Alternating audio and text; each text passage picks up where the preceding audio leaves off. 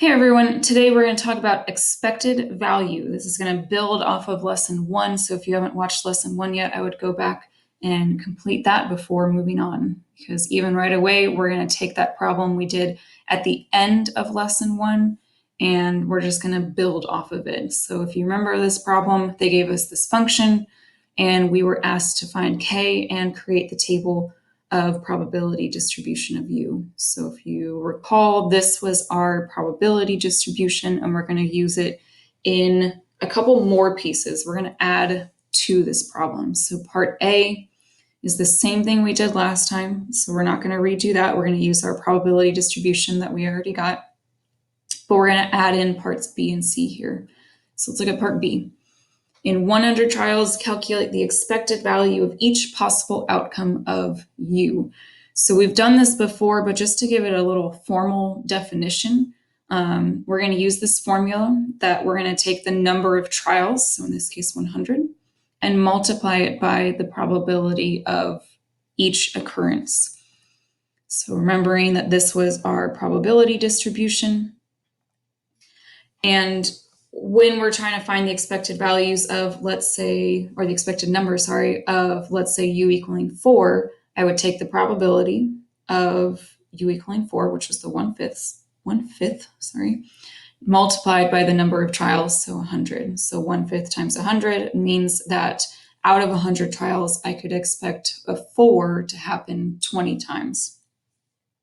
Or if I look at a 5, u equaling 5, I would do 3/10 times 100, or the same thing for 6, and very similarly with 7. So the expected number of occurrences for 5, 6, and 7 would be 30 for 5, 30 for 6, and 20 for 7. So you're just multiplying the probability by the number of trials. Part C, we're finding the mean of the values of U found in these 100 trials, assuming the frequency of each outcome of U are given by your expected values in B. So thinking about the expected frequency that we just did, I just kind of edited our table so that instead of the probability, we have the expected frequency of U. And we did something similar to this in one of our statistics units where you can just use your calculator if you wanted to and type in the values of U into L1 or list 1 and type in the expected frequency into list 2 and find the mean that way, just making sure that you do list out a frequency list in your calculator. And that's fine if you still want to do that. I'm going to show you also how to do it by hand in case you're interested.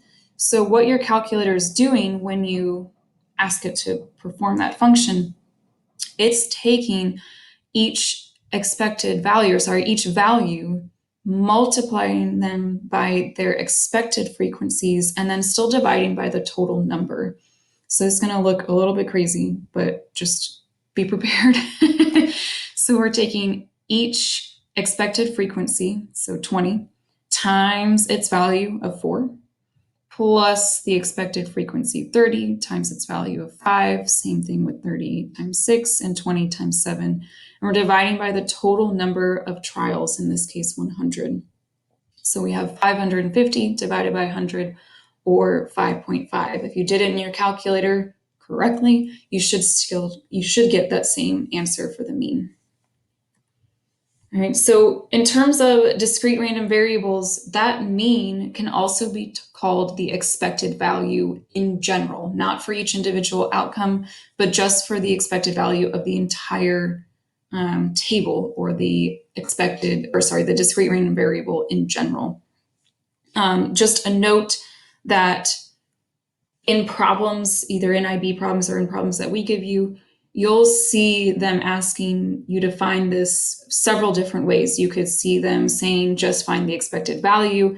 They could say just find E of X, or they could even just say find the mean. They all mean the same thing, and I'm going to show you how to do that or find the expected value when you're given a probability distribution table a little bit differently than we just did in the previous example.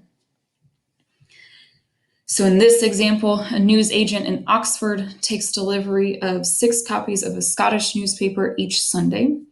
The news agent has a regular order from her customers for 3 newspapers, but sales vary according to current events, sport, etc. The news agent has collected data over several years to help predict her sales, creating a probability distribution table for the random variable S, being the number of Scottish newspapers sold on Sunday. So again, we have the number of newspapers that are sold in our first row and the probability that you're selling that number in the second row. We're being asked to find the expected number of newspapers sold and interpret its meaning in context with the question. So looking at our solution, I've pulled our table over here. This is different than the previous example with the function just because we don't have, or we're not going to make an expected frequency table where we took each probability and multiplied it by however many trials. We don't know how many trials we're doing or how many weeks we're looking at.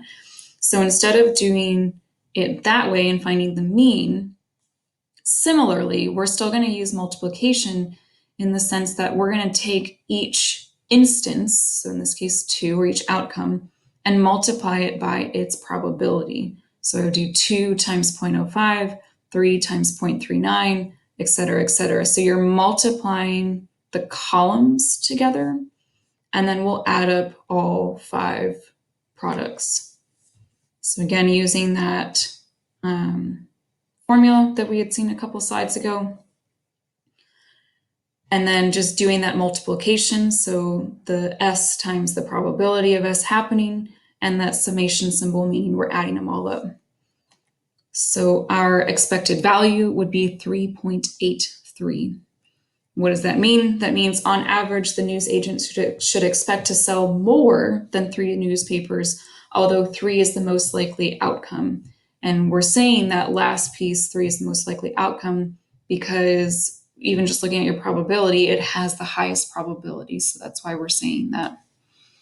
So if you need more practice, there's some in the grid, and I hope y'all have a great day.